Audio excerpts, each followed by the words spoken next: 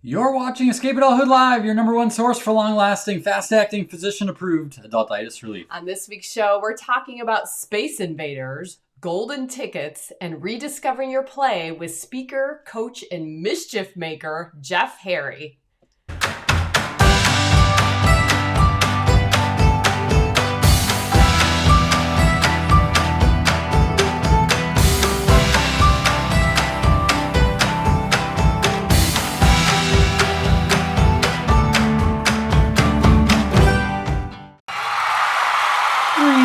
Salutations, everyone. This episode is brought to you by people like Colin Meisner, Marianne Burrell, and Denise Everson. Good membership and the Wonder Women's Society supports us in this work to fight adultitis. Thank you, guys. Yes, if you'd like to annihilate the adultitis in your life, learn more about the Wonder and Whimsy Society, or just be among the first to know about our newest offerings, please subscribe at escapeadulthood.com/subscribe. Happy Wednesday. Indeed. Kim, how do you know when you're doing life right? We were just talking about this when the music was going. You know you're doing life right when it's banana bread day, and that's what you smell in the air. I wish we could do like smell-o-vision.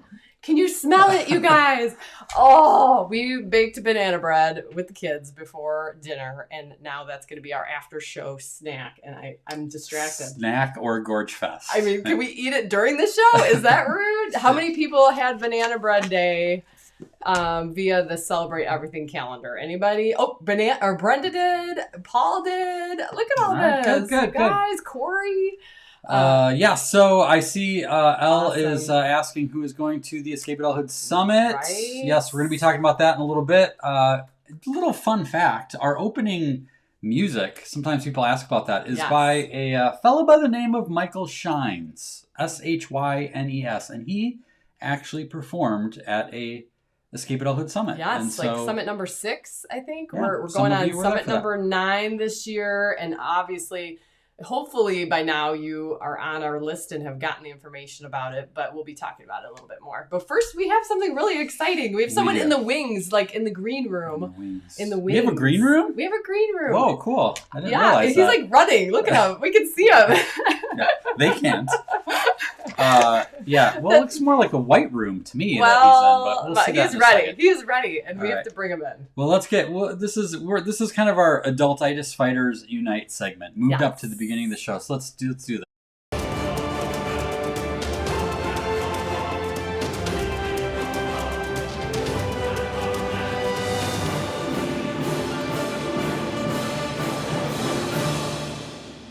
Okay, we got to start out with our meme of the week.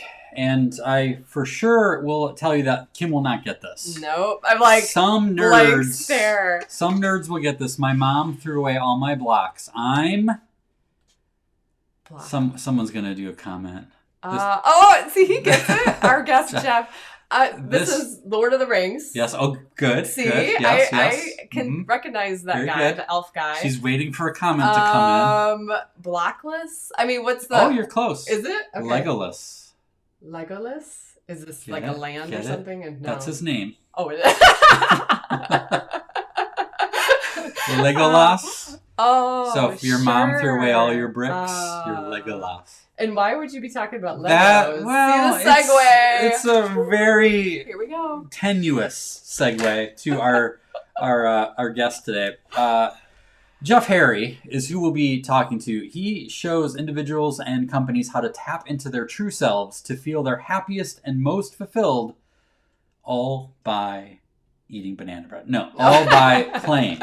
Jeff helps heal workplaces by assisting teams in building psychologically safe workplaces for their organization using a positive psychology play method. Jeff has worked with places you may or may not have heard of, such as Google. I'm not sure. Is that kind of like I think it's a tech Internet company. Explorer? Is that the kind of Microsoft, Southwest Airlines, Adobe, the NFL, Amazon, and Facebook, who we're on right now. Yeah. Helping their staff to literally Meta. Helping their staff to infuse more play into the day-to-day. Jeff is an international speaker who has presented at tons of conferences, South by Southwest, Inbound. He shows audiences how major issues in the workplace can be solved using play. Jeff believes, might be my favorite thing about him, he believes that we already have many of the answers we seek, and by simply unleashing our inner child, we can find our purpose and in turn help to create a better world. Jeff, Harry, welcome. How are you, sir? Thank you for being with us tonight. I am excited. I want some banana bread. Let's go. You're in the kitchen. I mean, you guys whip some up. I just made some banana bread myself, and I'm ready. Jeff, thank you so much for being with us. I don't even know where to begin. I love your shirt, Shenanigans Enthusiast. We heartily, this is going to be a kindred spirit love fest, I think. But here's what I want to start with. Mm-hmm. I have, I'm a Funko Pop collector. Oh, nice. And I have Josh Baskin from Big. And I think you have a story to tell about that movie and how it was pivotal in your life. So I saw Big with Josh Baskin. Oh man, I haven't heard that name said in so long.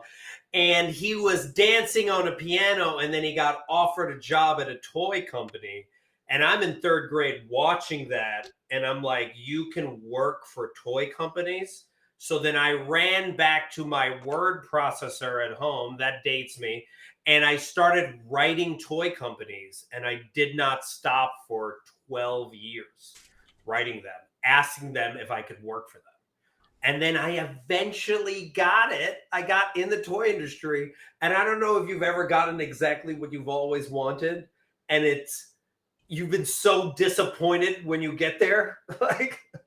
like no toys, no fun, cubicle walls, and just like no kids. And it was just like, what is the purpose of doing this? And I came here to play. So yeah. So then I remember leaving that toy industry, moving from New York to the Bay Area. And then I bumped into an organization that was teaching kids engineering with Lego. And I basically grew nerds for a living for like 15 years. And we did it all by play, meaning we had no business plan.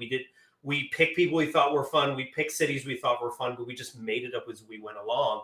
And then eventually because I'm in the Bay Area, we eventually got the attention of all those tech companies you mentioned. And they were like, we want to play too. And I was like, all right, let's do this. But then I realized a lot of them weren't really playing because they hadn't created the safe playground for people to play in. So that's why I made Rediscover Your Play, and that's why I cause my mischief now. Yeah, I'm interested to hear more about that because I think that's really interesting. Is the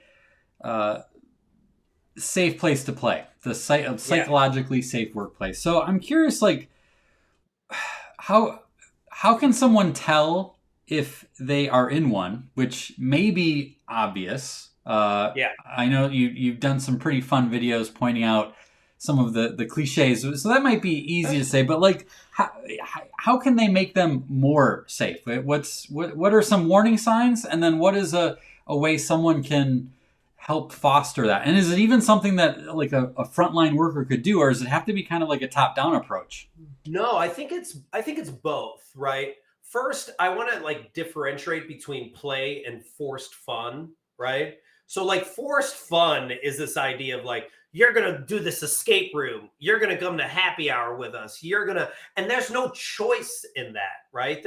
Play is all about choice. That's what makes it exciting, right? That's the whole thing of letting go of adulthood is I don't feel like I have to do what everyone tells me what I have to do, right? Mm-hmm. There's a freeing aspect. And you just simply need to ask yourself, do I have enough comfortable, can I have a conversation with my manager where I can disagree, right?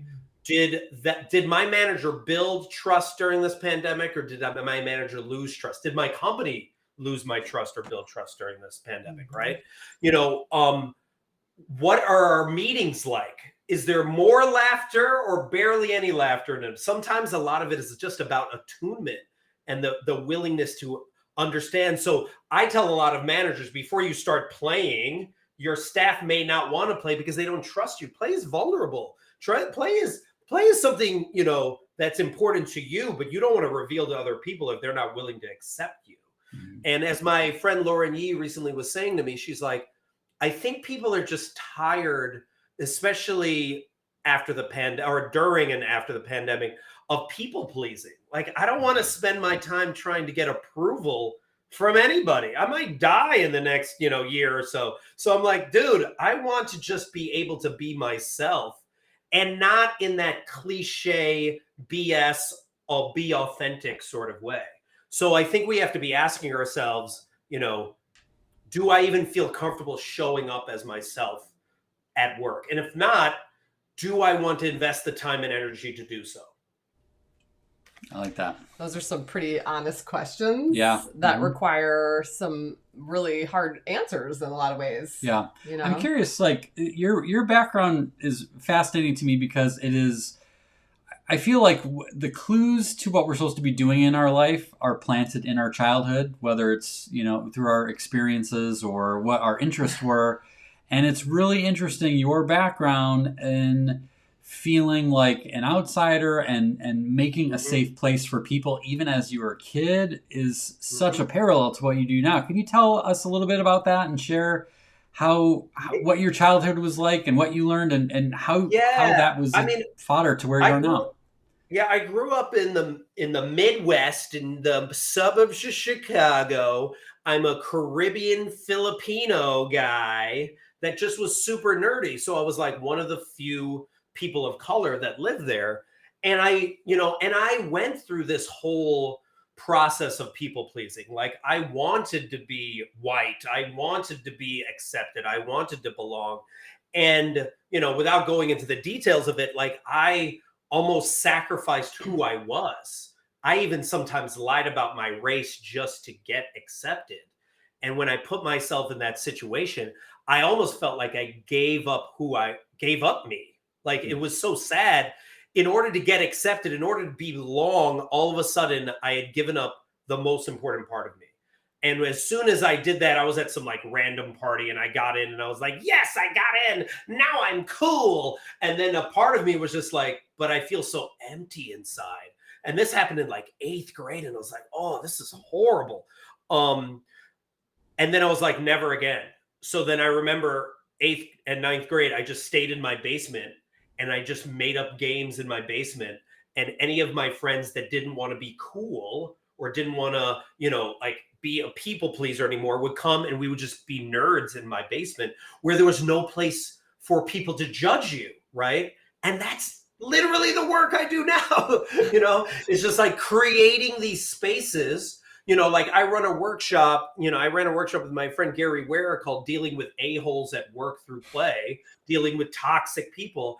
And it was just a safe space where people were laughing, crying, and even getting really frustrated, just exploring the idea of like, oh my gosh, I left a job that I loved because of a toxic person. So did I. Oh my gosh, so did I. And just seeing that relation and being like, I'm not alone.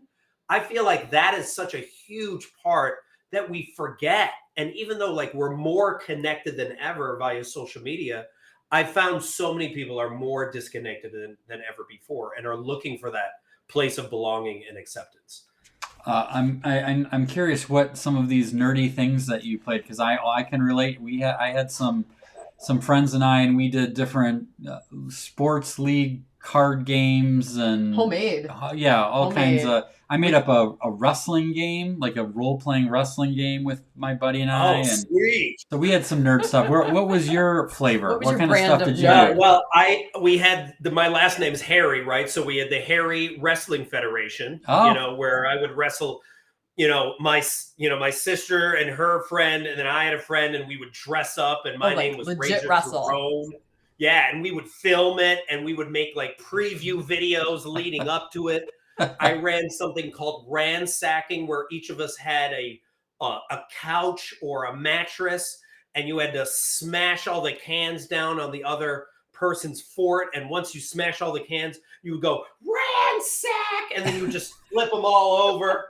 That's why I like to flip tables now, because I like to flip those things back in the day. And then we would do this basketball game off of like this kid basketball hoop. Called A, and it was just like horse, but it was only one letter. But we did the most dangerous moves that one of our friends broke his arm trying to do a move.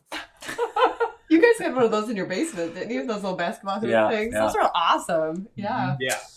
Well, Oh, I'm impressed. yeah. I'm impressed. You had more physical games than us. We had, like I said, he's an artist, so he would make sports little paper leagues, dolls. and then I would make like a newsletter for our league, and we'd each write articles for it, and we'd have big They'd trade talks. edit the articles, Yeah. Do you remember those career assessments you got when you were like freshman year of what you want to do with your life? Yep. I filled one out and I got visual artist. Really? I was like, what is this? I don't know what this is, but it sounds amazing. But I can't draw to save my life. Well, awesome. my son Ben, our son Ben, he's your son too. Okay. He is a huge Lego fan. So your bow tie, the fact that you have a background in Lego is very fascinating. Would you consider yourself a master builder? No, absolutely not. I know master builders. I know what it takes.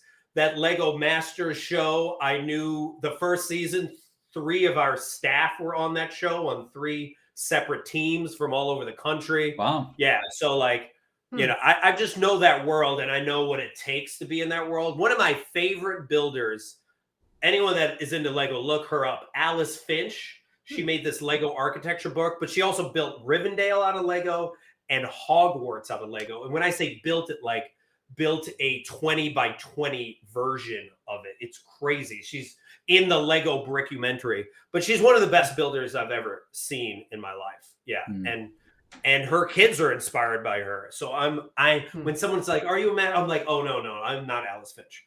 I want to be, but I can't. That show opened my eyes to what a master builder really is. Yeah. Because we didn't grow up doing Lego. You guys kind of did. A little bit. Your brothers more than you. I got stories about that, but that's another time. With our son, he is all in all the time. And then this Lego Master show comes on. I'm like, okay, I had no idea what this world is. I bet that's been an interesting journey to have met these people and work with them.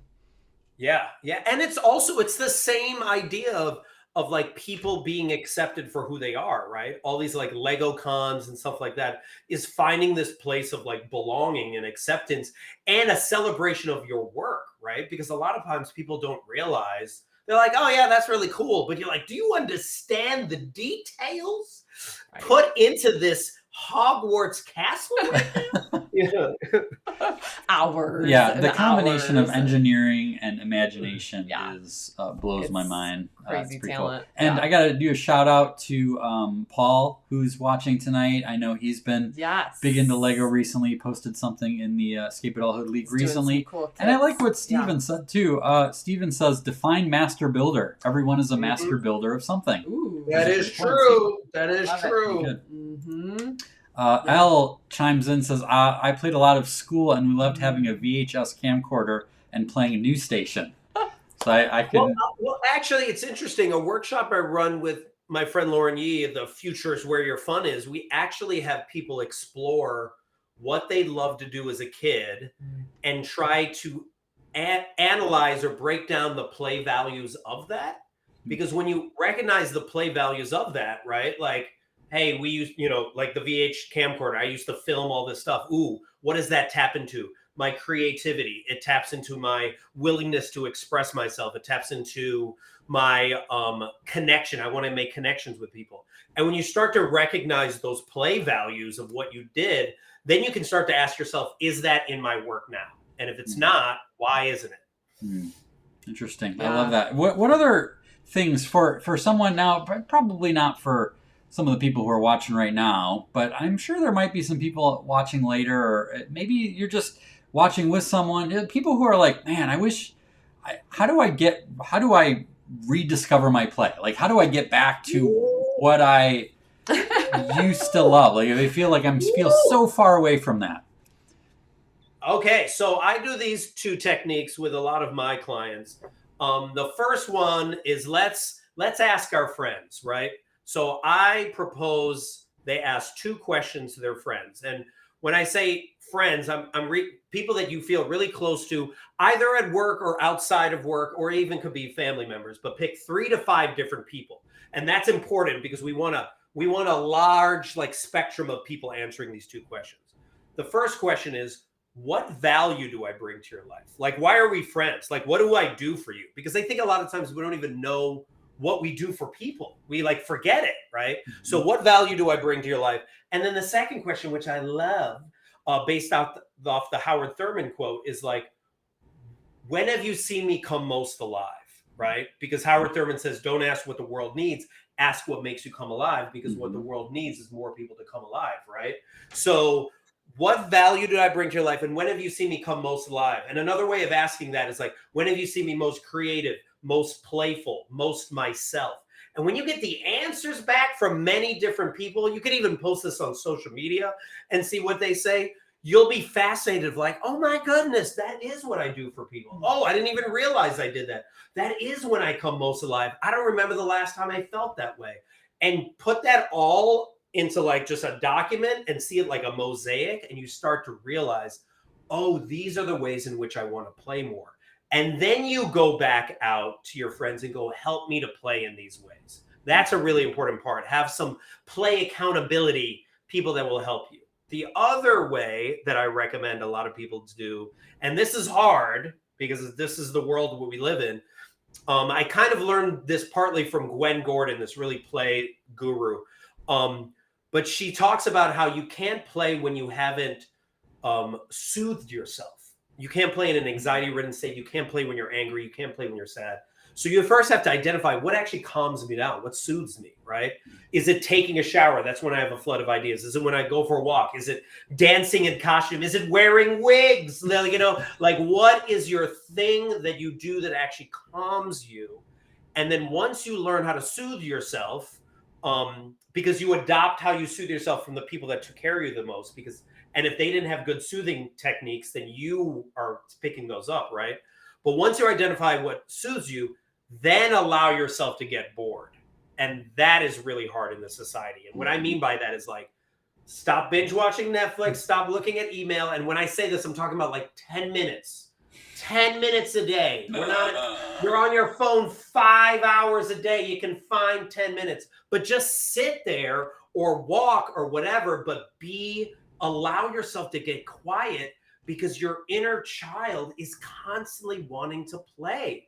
And like Elizabeth Gilbert talks about this, the Romans and the Greeks used to talk about how there's a muse, there's like an elf, there's something that's channeling some idea that wants to communicate with you, but you got to get quiet enough and you got to get bored enough to do it. That's why when we were kids, we created such mischief, because we got bored. And then finally a nerve-sided idea will visit you. And then your job is to take action on it. And it doesn't matter the results, right? Like, ooh, I want to make a TikTok video. Ooh, I would love to reach out to that person I've always wanted to email, but I'm so nervous to.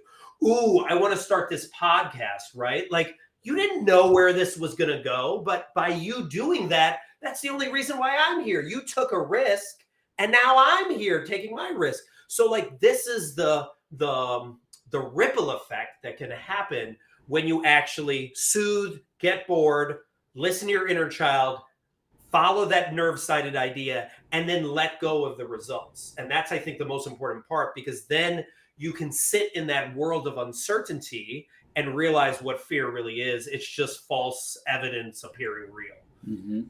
Oh, man. This is such a good alignment with all that we talk about, isn't it? Jennifer says, I love this. I know. I don't know if you can see the comments. Jennifer to say that. I just wanted to just let everybody know. You know, there's something as you were talking, and as I was thinking about some of the stuff I've read about you, and there's some real salacious stuff online. Now,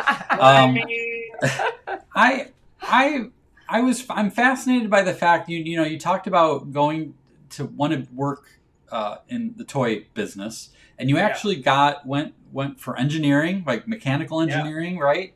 And you had the job, and there was a point, I don't know if the catalyst was 9/11 or just feeling like this isn't what it was cracked up to be, and then you pivoted, and that's a word I'd like to nominate that we never use again because of the pandemic. But sometimes you got to use it. It is work. Like, I can imagine there's someone watching who maybe finds themselves stuck, but they put a lot of investment into where they are now, and it feels like, how can I how can I shift? How can I pivot, even though I kind of want to, and walk away from all of that effort, all that work? All the money. How do I know all that the that's time. the right choice? What advice would you have for that person?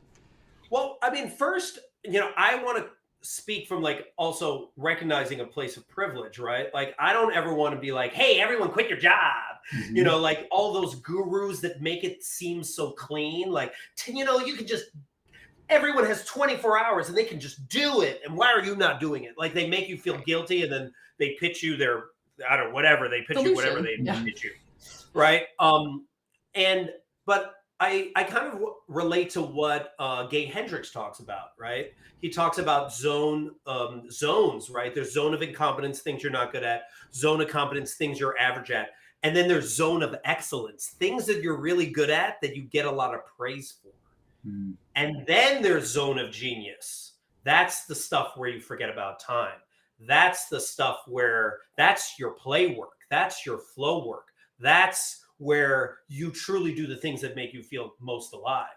At the end of your life, do you want to just be doing the things that you're great at?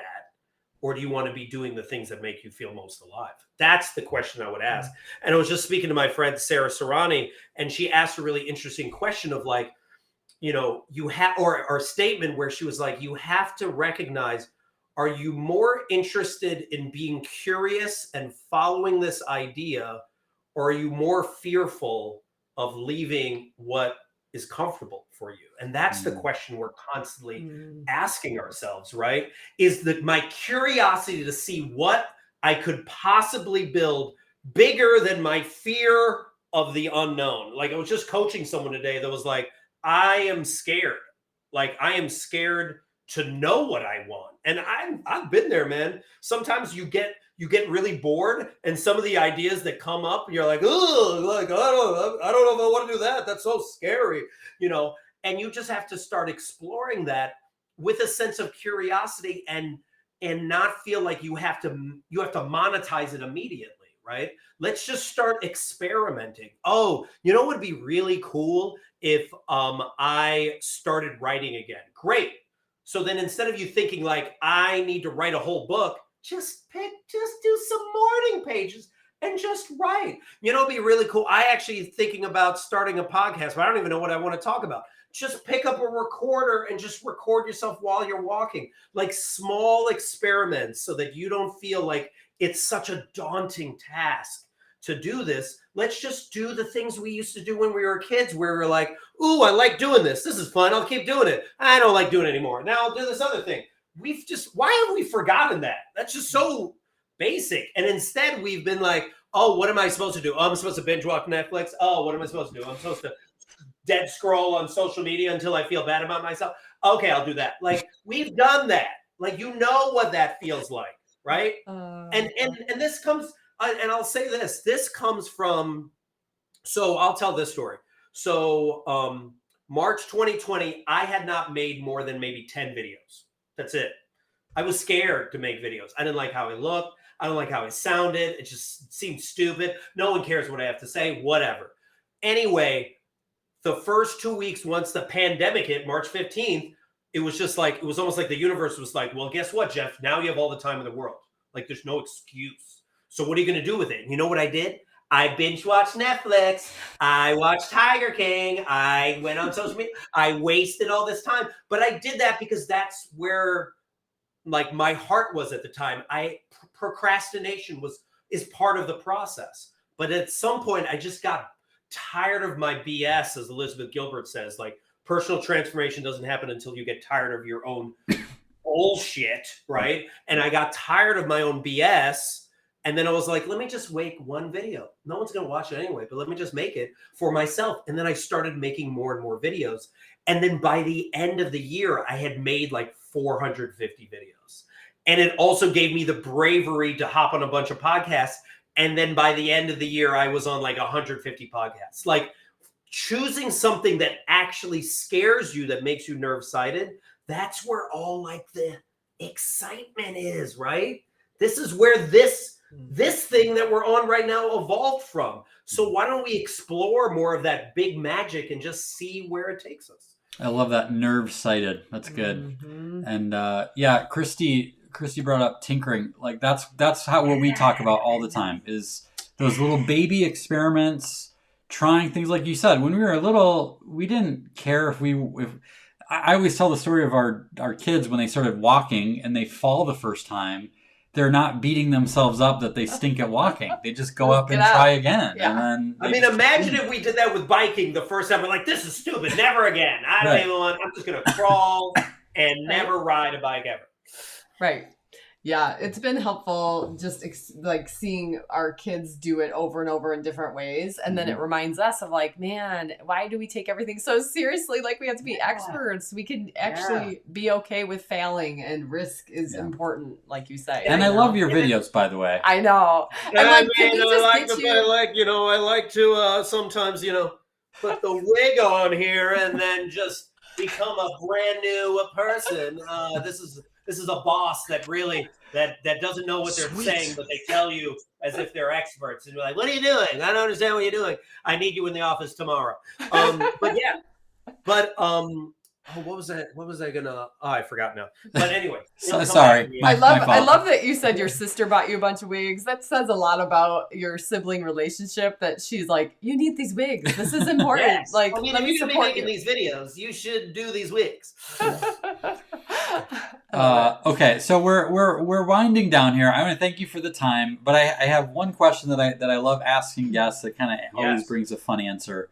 What food, sound, or smell most reminds you of childhood? Ooh. Food, sound, or smell? It is Aurelio's Pizza in Homewood, Illinois. We used to walk into that pizzeria, and it seemed like something from the 1930s or 40s, like run by the Godfather. And it just, that smell of like pepperoni and sausage, man, was just like, ooh, I get to play some video games and then I get to eat some pizza. Oh man, I was so happy. I was probably more interested in the video games, but whatever, like that really brought me back. Oh, and then the other thing, I just remembered it now. I remember recently posting this and I really loved it because it was like, if you don't have a mentor, not a mentee, but if you don't have a mentor under the age of 25, you will miss massive shifts in what is happening right now. And I really believe that, interesting. And that's why, like, I feel like your kids are huge teachers for you. And a lot of Gen Zers are, because they are what drove the Great Resignation. Like their audacity caused all these millennials and Gen Xers to be like, yeah, I don't want to take this either. This is not cool either. And they were inspired. So it's fascinating how each generation can actually inspire each other. And I feel the more we're curious about each other, Ted Lasso, right? The more we can actually grow as like a society. Yeah. That is great advice. Yeah, it's a good one to end on, Jeff. Thank you for all of the truth bombs. Thank you for your honesty and whimsy. Thank you for doing the good work. Everybody check out rediscoveryourplay.com. I know I check him out on Instagram at Jeff Harry Plays, I believe. And you'll see he has a great video on the Super Bowl halftime show and the different generations, how they react to it. Our kids love that one, by the way. Oh, yeah, that was a fun one. I love that one too. Everybody gets it in their own way. Right. So thank you so much, Jeff, for being with us tonight. Keep up the good work and be well, sir. Thanks so much for having me. Appreciate it. Take care, Jeff. See you.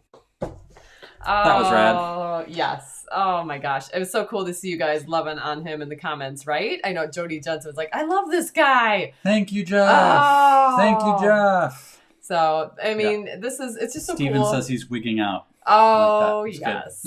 Yes, you are, Steven. Definitely check out his videos, YouTube, Instagram, all of it. Like, you'll just have some fun hanging out there for a while. It's inspiring to hear his pandemic story, and everybody's got one. But it's kind of neat to be able to be like, yeah, 150 podcasts, that's legit. Yeah, you that's know, no joke. And the videos, 400 or 40 videos or whatever. I don't know how many he said. 40. I mean, that's a lot of videos. So very, very cool. Yeah. What's next? All right, let's move on.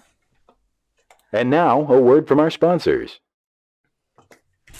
Oh right. man, you guys, this is getting so exciting. We're seeing the names of people signing up for the summit, and all of a sudden I'm just like picturing the room and picturing you guys being there, and it's becoming very real. Yes, golden tickets are disappearing. Yes. As we speak. Yes, they're about over a third gone. Mm-hmm. We've got how many different states right now? 13 or 14 different states that are representing coming so into far. Salt Lake, which is cool. I think 16 is our highest. I think so 16 we're has been our highest. pretty close. Yeah, we've definitely got some new states. But yeah, we've been talking about this. It's definitely one of those things where the last 2 years have been difficult. Gross. Right? I mean, to say difficult is kind. Yeah. I mean, just when you think you're moving forward, you move back, and 100 times of that in a week, right?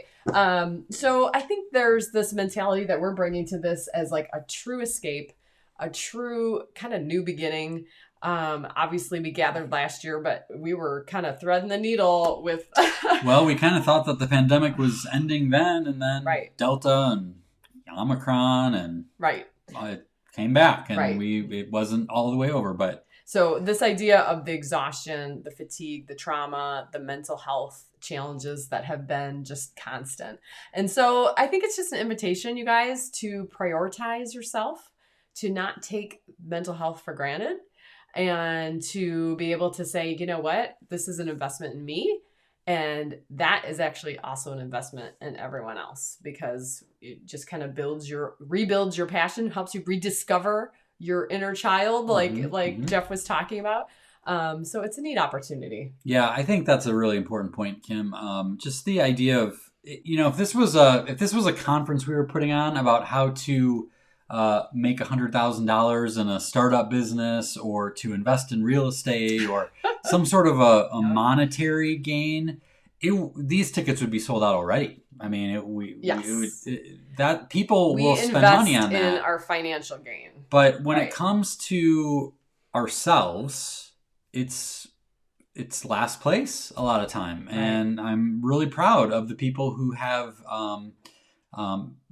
said, I'm coming. They bought a golden ticket and they've said this is important. And of course, the scheduling doesn't work for everything. Budget doesn't work for everybody. Like, it's not always about that, but sometimes it's really easy to put ourselves at the bottom of the totem pole. Right. And I know a lot of people in this tribe are caregivers. You're givers. You've been helping out, making a difference, putting other people first this entire pandemic. And the problem is that you can't just keep giving and giving and giving and giving, and then you just burn out, and then you're no good to anybody. And so what the Escape Adulthood Summit is a chance for you to take a time out and pour into you and to fill yourself back up. And I can't think of a better place to be than Park City, Utah, where we picked. I mean, you're going to be surrounded by mountains, crisp air, beautiful sun.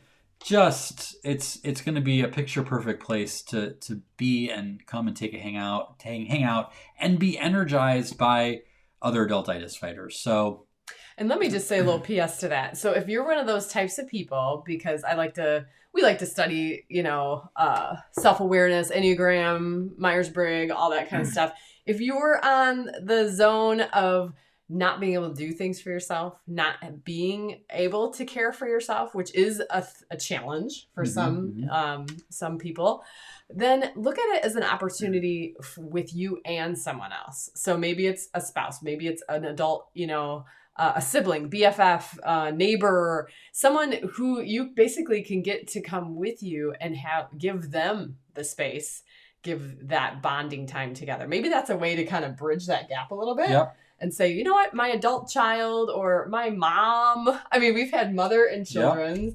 We've had father and daughters. We've had, the dynamics have been really, really cool. This year, Jody is bringing a gaggle of sisters along. So that's going to be exciting. Meet them, Jody. And, on the flip side, I got to say, Tracy says that, she's hoping to come again. Hope my partner in crime can make it. Otherwise, I should come on my own like the first summit. And we literally had someone sign up today from Michigan, who's flying all the way out to Utah all by herself. Yep. She's never been to a summit before. And every year we have people who do that. And if you're one of those people who are like, I don't have anyone to go with. I don't know. Am I going to like feel out of the loop? You're like, fine. You're immediately going to feel like these are my people. Which I'm sure the comments are going to flood to confirm that. There is no more welcoming of a group, especially to new people, than the people you'll find at the Escape Adulthood Summit. So I hope that if you're on the fence and able to come, that you will give yourself permission to join us, because we've got some pretty exciting things that we're cooking up. And you can get tickets, golden tickets on sale right now, escapeadulthoodsummit.com. Again, the dates are August 1st and 2nd. I hope you'll join us. Act fast. Life moves pretty fast. You don't stop and look around once in a while, you could miss it. Some of you are old enough to remember the Atari video game system, a far cry from the advanced graphics we see in games today. And only one button, which is kind of my speed. One of the most popular games was called Space Invaders, which I featured prominently in this painting. It was a simple concept. You try to shoot as many aliens as you can as they descend down your screen. As the game continues on, the aliens descend at an ever-increasing speed. And if they reach the bottom, the alien invasion is successful and the game ends. To me, this is a great metaphor for adultitis, a disease that Kim and I have committed our lives to help defeat. You are familiar with this enemy even if you're hearing the name for the first time. It's what happens when you lose your sense of wonder, your curiosity, and your childlike zest for life. Quite literally, adultitis means swelling of the adult. And when you're walking around with too much adult, your life is more stressful and way less fun. And although I wish there was a magic potion or miracle cure that ended adultitis once and for all, there just isn't. Adultitis is always coming after us, just like those dang aliens. You can blast down a whole screen by going to Disney World, but on your first day back to work, another wave is ready to strike. So the key, I think, is to look at fighting adultitis as a game. It's most deadly when it hides in the shadows, convincing you to take yourself too seriously and getting you to focus on the negative. But if you notice where it tries to sabotage you and laugh at its advances, you can diffuse its power. Our family has had great fun in acknowledging when adultitis has gained the upper hand, and we encourage one another to fight back. Extreme cases call for a pajama run or a spontaneous dance party in the kitchen. My dad is fond of saying everything happens for a reason. Well, I make it a game to try to figure out the reason. Anytime something bad happens, I start thinking about what good could come from it. What if you looked at the challenges you face like any other game? Instead of looking at making payroll as a life or death situation, make it into a game. Instead of worrying about not getting everything done today, make it into a game. Instead of stressing out over how you'll ever be able to conform to the new regulations in your industry, make it into a game. Instead of acting like your current challenge is something found in the bad-tasting medicine aisle, mentally repackage it in primary colors and take it from the toy section. Breathe, smile, have some fun with it. By looking at it as a game and clearing your mind of the useless worst-case scenarios, you'll actually be more likely to notice the people, opportunities, and ideas you'll need to win. Now, you may believe that the stakes are much higher now compared to a silly game of Space Invaders. But are they really? With very few exceptions, the truth is that our fear of failure is worse than the consequences that come from actually failing. Sure, the project very well might flop. Your efforts might go to waste. Someone might laugh at you. You could get rejected, dejected, or fired. Sometimes, like the aliens, adultitis advances past your defenses and wins the day. But you know what? The good news is that you can hit the reset and start again. Life will go on. It'll be okay. You'll be able to pick yourself up, dust yourself off, and get ready for the new, even better opportunity right around the corner. Are you game? A little gamification of stress.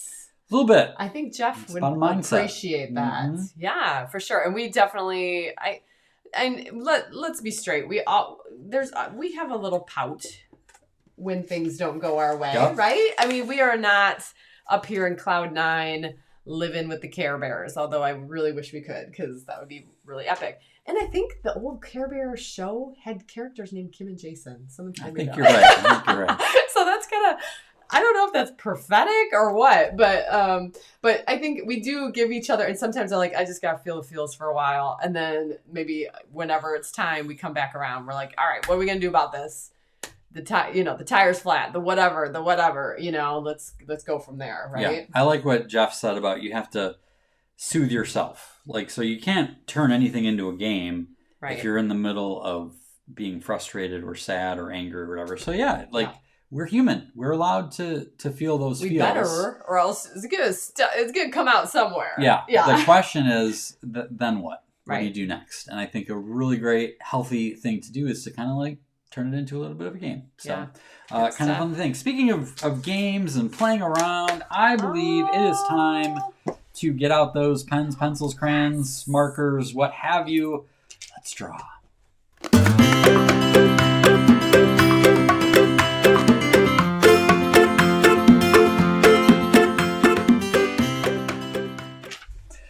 All right, you guys, I've got a fun one tonight. It's going to be a little bit out of left field, but it will be related to the rest of our show tonight. All right. Here's what we're going to do. We're going to start off with a couple simple shapes, as usual. Towards the top, I want you to draw a C that's almost closed. Kind of like that.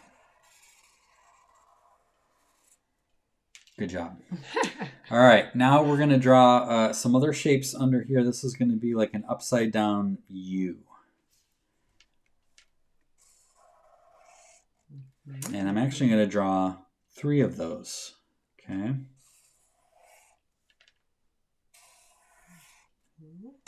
All right. Now we're going to draw some circles inside those U's. And you can kind of just put them randomly wherever you want. A little bit like eyes. Kind of what we're going for here. All right. Now what we're going to do is we're going to draw some squiggle lines here. And Can't keep anything from these people. no, they No, figured you it out. guys are savvy. Got a little bit. There we go. Got a little bit of a video game playing theme tonight, and then we're gonna make this little pie shape in here. And yeah, we've got some Pac-Man stuff going on. What's the sound of Pac-Man? Bok, bok, bok, bok, bok, bok, bok. Something like that. How was that? Was it pretty good? That's pretty good. Not yeah. too bad. Yeah. All right. So Waka waka waka Waka waka waka, waka. yeah, Nick got it. there you go. Yeah. Yeah. Oh yeah. yes. Whoops. What did I just do? Waka waka waka waka waka. I kind of want to play Did I, that. did I delete my whole thing by accident? What? Yes. The last Look at couple this. I got to steps. redo. Look at that. That's funny. Magic. Okay, here we go. Okay. So I'm coloring it in, and that's one of my favorite parts about this is the colors, and the ghosts were different colors. This one is going to be red, and they actually had names. Did you know that? No. Yeah. So I don't know all of them. I know there was like Blinky, Pinky. Well, yeah, Inky Blinky. Steven says. Someone put. Yep. Is it based on literally each one had different names, or the colors? I or believe so. Wow. But, how many were there? I think there are 4 in the game, but Okay. fact check me on that. I could be wrong. I'm sure someone in the comments Snopes. will yeah. It's fake news. Oh man, that's not red. No, it's all right. There's pink ones. I'm actually going to do pink I didn't one really right now. want wild strawberry. I kind of wanted like red. Let's see. So here's where the customization comes in. This is a little bit of a simpler one tonight because I knew we wouldn't have a ton of time. But you can do different colored ghosts, obviously. Obviously. Mm-hmm. And then their eyes kind of move around. Mm-hmm. And their eyes in one of the versions of the game are actually like blue. The eyes are? Yeah, like this. Oh, okay. And so they can kind of be like looking around, looking for where Pac-Man is. And then, of course, you've got the little the pellets.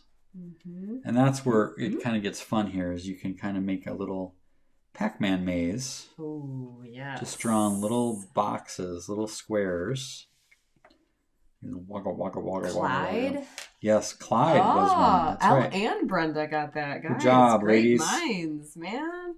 There used to be, back in the day, a television show. Seriously? Yes. A Pac-Man? A Pac-Man television show, like a cartoon, and a Pac-Man cereal that I have eaten with the little marshmallow ghosts. Were these little ghosts kind of like the... It's almost, well, no. Come to get you. I was thinking about the Minions, but they don't really have as much personality as the Minions, do they? The little ghosts. No. Yeah. Yeah. All right. I see what you got going there, and the little blue eyes. All right, I'm behind. That's all right. I'm just kind of scooting along kind of fast here, but then of course there's these little barriers. It's cool to do on the dark background. I know it is, but you're doing great there. Okay. Oh, this must be Jenna. Blinky, Pinky, Inky, and Clyde. There you go. Quartet. Interesting. Thank you for checking into that. Huh. That's news to me. I had no idea. Although we did play Pac-Man at Pizza Hut. That was a classic place. Mm-hmm. So this is a simple one, but here's where I'm going to challenge you this week is to come up with a kind of a fun either pattern or maze or you could customize the goats. You could make the ghosts plaid or polka dot. Cute. This is where I'm gonna put my Bob Ross hat on and say like happy just little ghosts. Make those ghosts however you want with plaid or polka dot or whatever color you like. You go with that. If you want to put little mustaches on them, you go right at it. So, does the Pac-Man have like a face? No, not it's just not in legit. The game. Yeah. Like no eyes. No, really. No. Yeah, obviously in I am the not cartoon very he observant. did, but yeah. Okay, interesting. So there we go. Let's right. see. Show them your work there, Kim. Look at that. Good work. Well, it's fun. Good I'm work. having fun with this. Yeah. Happy little ghosts. Right? Yes, Ellen. Oh, I love that. They're happy little ghosts. So, well, we've got some drawings from the past that we'd like to share. Yes. Snowman from Scram Winter a few weeks ago. Steven submitted this one with his awesome little Hawaiian shirt with little Martys on it. Shirts. Great job there, Steven. So cool. Hildy also contributed a snowman with these like little flip-flops that he's got, little sandals. I like that can of pop. going on. Yep. Can of pop. I don't know what that is. And Jennifer with the snail. Won't you be my neighbor? With a little snail and Marty. And I love Marty's little hat there. It's good work there. And then I believe this is the first contribution from Mr. Nick Wesson, if I remember correctly. I think it is. I love this little snail with the teeth. He's got the little teeth and the tongue. The details on those teeth, Nick. Nick, I'm impressed. Thank you for submitting and playing along with this. Thank you to everyone who submitted a drawing. Keep sending them in to kj@escapeadulthood.com. Maybe we'll share your drawing on a future show.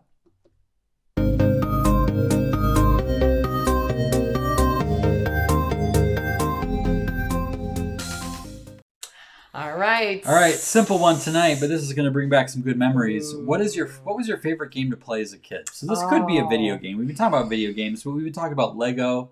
We've been talking about toys, toy stores. We've been talking. Jeff earlier was talking about making up games. You know, so that's all you have to do is to enter to win tonight. Enter in the comments what was your favorite game to play as a kid and what can they win, Kim? This lovely $10 gift card to the lemonade stand. And, I was looking for some art the other day on there and I was like shocked. I was shocked at how much art is for sale on our website. It took me forever to find the piece. So there's a lot of good options on there, you guys. Prints, you mean? Prints. Yeah. Yes, prints. Well, you think I should stop making stuff? No, Slow but down? I was like, wow, I can't find what I'm looking for. There's so much on here, so it's pretty cool. Okay, Martha, what do we got? Sorry and Monopoly. I don't know that I ever played Sorry. We played if Sorry. I did, I'd forgotten how all it goes. the time. And you cannot play Sorry with sore losers.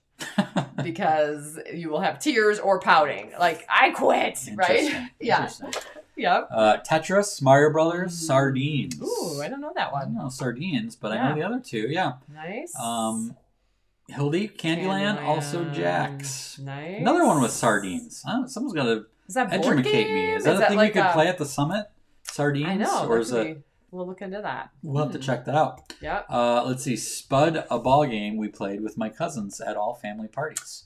What? Interesting. Is that a game Is you it made homemade? up or homemade? I haven't heard of that one either, but it yes. sounds good. Seems like Mhm. summit worthy. Candyland. Candyland. There you go. Mhm. Good. Classic. Murder in the Dark. It was a Oh. combination of hide and seek and freeze tag that was played Yep. at night. Yes. Yes. It was similar to- We called that Monster. Okay. It was that, indoors. How is that similar to is Ghost in the Graveyard? Was that our version of it, or is that a different twist? I've heard that Heard that version in the Midwest, but we literally would call it Monster. We'd turn the lights off in like this basement area, and then it was just a free for all, and you just had to find people, and people screamed. We had 4 sets of girls, High pitched screaming. 4 girls screaming like, at the top of our. No, I'm sorry, 8 Holy girls. nightmare. Yeah. 8 girls. Okay, here's the thing I have to make a Stacy says Jax and Operation, and I played Operation with the kids the other day. Yeah. And I gotta say it is the most unfun game once your fine motor skills have developed. Mr. All of Artist us- over here. All of us, all 4 of us, we went through it. It was like So easy. no buzz. It was like so easy. Well, I'm like, the last time I played, we played blindfolded. well, Because would of be that better. exact fact. Or have 12 cans of Mountain Dew would make it fun. Shake, But, like coffee. Yeah. Oh, Paul, I have to admit it was Dungeons and Dragons, the original. Nice. No shame in it. No shame in it. Hashtag, what, nerd life. Everybody's got something. Hashtag be yourself. Right? I love it. Hashtag Kim. D&D forever. Kim, aggravation, but also love making up games with younger siblings. I don't know Also love aggravation. Scrabble. Scrabble. Yeah. Ooh, that's classic. Brenda started with Candyland, then evolved into life. Ooh, yes. The little car. Yeah. Classic. Riding my Pee Wee Herman bike back and forth from Best House. Aww. Pee Wee Herman. Can you do the Pee Wee Herman laugh? Haha. That's pretty good. Bad. Just whipping it out of nowhere. It's been a while. La la la la la la la. Monopoly games could last for days. Oh, I've never finished No one. joke there. Never. I've never been to the end of that game. Elle says we used to play a lot of house. We play my parents, use my parents' leather love seat as our Porsche. Family Porsche, right? My grandma Kotecki used to give us free reign of her jewelry. All of her jewelry boxes. We played jewelry Put store. this in perspective. 3 boys. Well, it was my cousins too. Oh, some okay. girls. So Okay. yeah, But I mean, trusting all these little kids with your jewelry. actually, it was me and my twin cousins who were Okay. girls. So Okay. my other brothers weren't in on that. That makes action. a little more sense. But I mean, she really must have trusted you guys. Yeah, we You were. can hand your jewelry over to little kids. Yeah, I'll be and broken. grandmas have the best jewelry, right? I Right. mean, it's like Bling. Hope Diamond stuff, big clunky stuff. Right. And then she had an adding machine that was like this big, and we used to play that. It was great. Did it have receipts? Yeah. Oh, yeah. Receipts. The best. Let's see what else we got. Nick, what does Nick say? Hide and seek with my sister, then forgetting to go Oh. find Are you her. babysitting her? Yeah. How many people did like play doctor where you're just like, I'm Let's gonna play nap. rest? Yeah. Oh, I'm dead. I'm dead. Yeah, just fix me up. Foursquare. There's one I haven't heard in a while. Good one, Renee. Yes. I played a pretty mean Foursquare. Heidi Pitt. Yes, that is a loud card Ooh, game. I haven't heard that one in a while. We have that game right around Yeah. the corner. I know. We should play Jody, Vampire, a tag variation. It's amazing how many Nice. different tag variations that. there are. Yes. All right, here we go. TV Sardines. tag. Hide and seek, but you hide with the person when you find them. Last person to find the location loses. Wow. Oh, okay. Oh, that's Interesting. gonna be kind of challenging. So yeah, between tag and hide and seek, there are infinite Mhm. variations involved, I think. Interesting. Capture the flag, says Ellen. Nice. Good. We called that something with bacon. It was the same game, but it had bacon in it. I don't know. You know, it's so funny what names places call them. Yeah. People different gym teachers Light and up, whatnot. light up, play at night, capture the flag. There you Ooh, go. Light up. Mad Libs. There we go, like that. Nice. Yeah. Classic. Kim, perhaps operation would be more challenging if you used your non-dominant hand. There you go. That's a good How tip. easy is that? Good tip. What or a good idea. 12 Mountain Dews. Either way. Or both. You know, I got one year for like a holiday because I asked for it. Was like one of those little stamps that you change the date. So this was all inspired by the school library because you open it and you stamp the date that it's due. Well, I wanted one of those stamps. We saw it at the office store. And I was like, that's what I want. So then I turned all my books into library books, and I like got index cards, and I did the lines, and then you had kids to check them out. And of course, I was the youngest, so no one would play with me. So I just had imaginary, Check out people. It was awesome. One thing, like a stamp. One Isn't thing. that the childhood way? One One thing inspires. That's how it goes. Yep. Nick points out that mousetrap was great until you lost a piece. Like, and with the youngest, we never had a full game of mousetrap in my lifetime. Ellen says, Bill says risk. Ooh, I've And heard that kind of good makes sense because things. I think that's a historical based game. I think Bill is a history guy, so that makes sense. I've heard that's a good one. Red Rover, clotheslining your Oh, friends, also yes. known as. Banned at school. That was not allowed. Yeah, because people would get their arms like ripped off. Then we've got the fact that spoons. Oh yes. Trophy for annual winner, many injuries. And Mary Beth says some of my cousins broke one of my grandma's card tables playing spoons. Yeah, there we go. it gets wild at those cousin parties, doesn't it? Yes. The best. Good stuff, you guys. Thanks for going down memory lane with us. Here's another freeze tag, another variation. Yes. Rich. Yeah. That's pretty good. Classic. We always say a good Jim Gaffigan line is cousins are the celebrities of childhood. So Mary Beth, I can only picture the group of cousins and how rowdy you guys can get when you're together, right? Indeed, yes. Yeah. So last week, Deb Beer was our winner. We'll pick a winner at the end of the show. And again, just a reminder, Escape Adulthood Summit is coming August 1st and 2nd, 2022. Check out escapeadulthoodsummit.com for all the details, answers to frequently asked questions. Learn more about the awesome venue that we're going to be at.